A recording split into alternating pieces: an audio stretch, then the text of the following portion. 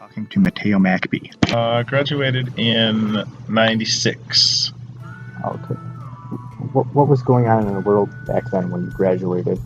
Oh man, I think there was a little bit of a AIDS scare, if I remember. I think that might have been the biggest news story. Because I remember being here, passing out spring break packages and all that kind of stuff like that. Might have been some stuff going on in the Middle East too at that point in time, if I remember correctly. What were students like back then? It was fun. I had a good time here. Made a lot of friends. I played soccer. I was here on a soccer scholarship, and so we had a tight knit group of guys that we kind of hung out with, and then there was all sorts of different people that were here. I'd never experienced the amount of people of color that came from Milwaukee. That's something that was new to me coming here.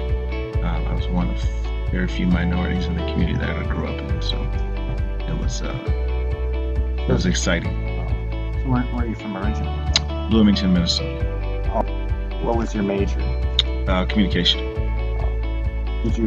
Were you in any organizations? I was. I was trying to think of the name of what, but I worked for the health services. Almost all 4 years that I was, 4.5 years that I was here. I was part of the Black Student Union. I worked at the radio station WLBR, I think it was at that point in time. Yeah. What did you bring to those organizations? I think there's a sense of responsibility.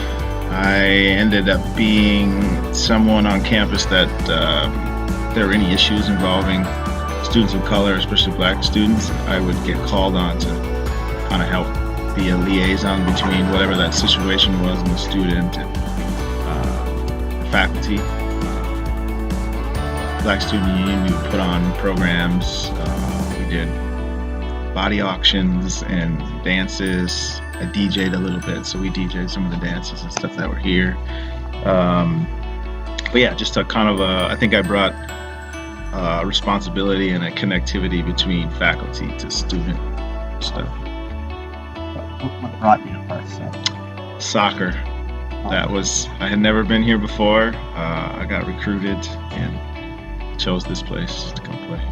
What made you want to be a communication major? I originally wanted to be in advertising. So there was a big connection between that and then working with some of the ad firms. Minneapolis was close to Bloomington where I grew up, and there's a few really big ad firms there, at least back then there was. And then obviously in Chicago there's a ton of big ad firms, and so that's what I wanted to do, was get into advertising. And so communication was a way to be able to do that. I did semiotics, so I wanted to do the predictive, analytical stuff of advertising. Where's your fondest memory here at Parkside? Memories of being soccer, so the fields obviously are way down from the athletic department, so we would have to get dressed and walk our way down. I just remember that walk and having conversations with people about what we were going to do in the game, and trying to get all focused and all that kind of stuff like that. That was enough that you get time to think versus coming out of a locker room that might be right next to the field where there really is no time to kind of think about things. So. Did anything funny ever happen to you in class? Oh yes, I was notorious for falling asleep in class sometimes. And if I remember correctly, I think everybody left at one point in time in the middle of the class to pretend that class was over. And I woke up and it wasn't over, but they were all laughing. So did you have any favorite hangouts? Or? The cafeteria where we would get food quite a bit. And then that lower level down there was always it was far enough away from the library where you could be loud and people wouldn't get mad. What did you do while you were living on campus?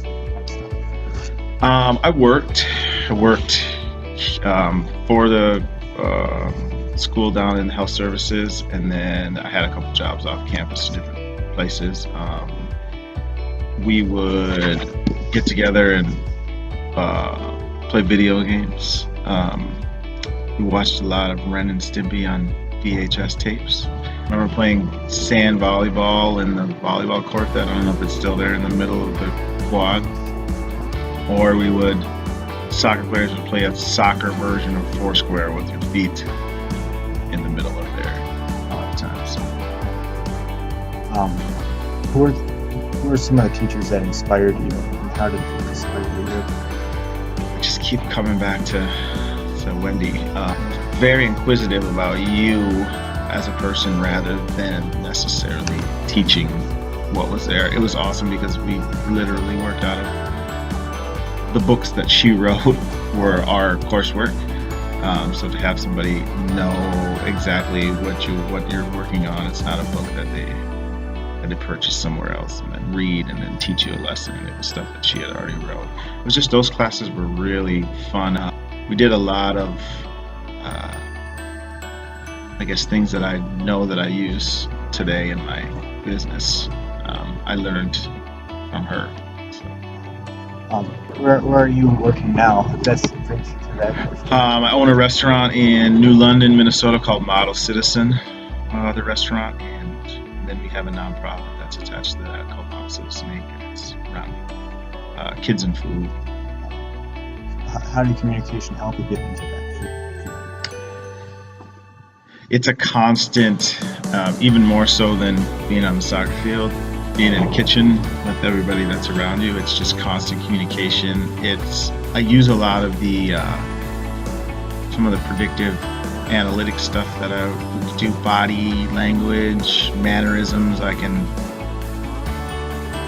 kind of predict what somebody wants sometimes before they know. I'll go get, say for instance, I'll bring something out to a table and they may not have something that they want, but some of their body language suggests that they want maybe some ketchup or another fork or a plate or something like that, and I can see the beginning of the movement happen, and I know what it is they want. I go grab it and basically bring it out, and then like, oh, how did you know that I wanted that? So that kind of stuff like that I think helps, and then just the ability to be able to communicate effectively with all of my staff and the other people that are cooking in there, make sure that we get the food out on time.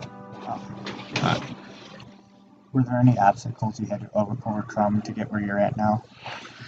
Yes, a lot. Unfortunately, in my industry in Minneapolis, it is a white male-dominated industry.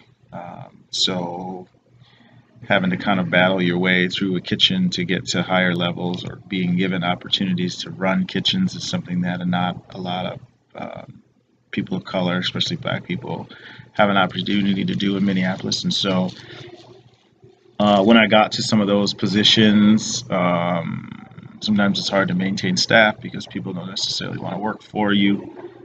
So just overcoming those obstacles to get to the point to where I could open up my own place. I suffered 2 ACL tears during the soccer seasons, and so it was very hard for me to rehab and watch people play the game that I loved, and I couldn't play it because I physically wasn't able to over 2 years that I was here. How has Parkside shaped you as a person? Well, it took me out of comfort zone for sure. It allowed me to expand my horizons. I was a little over 8 hours away from home, so it was far enough if I needed to go home, I could go home, but far enough that I had to figure out things on my own. So that helped in a way of making me be more mature and manage time. So just that kind of having to figure out what else to do when you couldn't do the thing that you love. That's one thing that this place taught me, was overcoming those adverse situations that you have no control over, but you got to try to make the best out of it. Thank you for your time. You're welcome. Yeah. Thank you.